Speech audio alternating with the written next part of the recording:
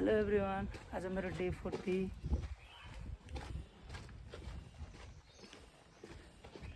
आज मेरो धेरै काम छ। अब फेरि अहिले म रमेशको यहाँ जानु छ, सिट बनाउनु छ गाडीको।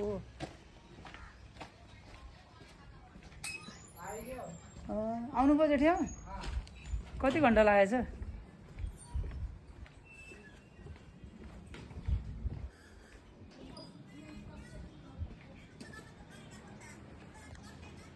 अब के अरे रमेशको पसल जाँदैछु।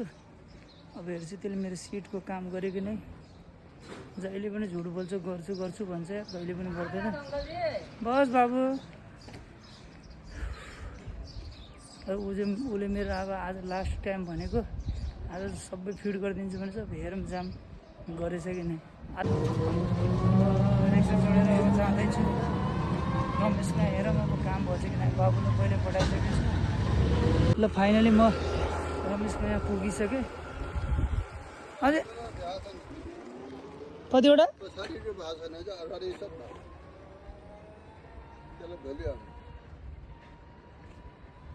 भोलि हाल्ने थियो। खै त रमेश कहाँ गयो त? टालेको पनि हो र? टालेको होइन? रमेशले टालिदिन्छु भन्दै थियो। त्यो फलामे थियो यो फर्म हाल्ने भनेर मैले उयो रह्यो यो सबैमा त्यो हालेर उयो र बलतिर ल्याएर बनाऊ हैन। हुन्छ, टाइम छैन र हजुरलाई? न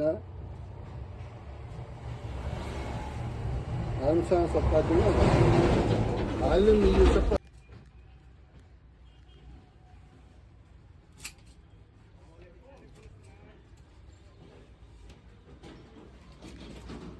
ल मेरो अब बच्चाहरूलाई लिन जाँदैछु। बच्चाहरूको बिदा भयो, सानो सानो बच्चाहरू।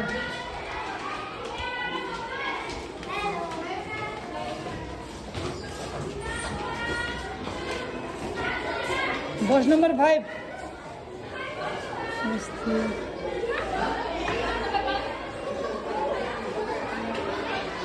ल मेरो बच्चाहरू यहाँ क्लासमा छ। अब म गर्दैछु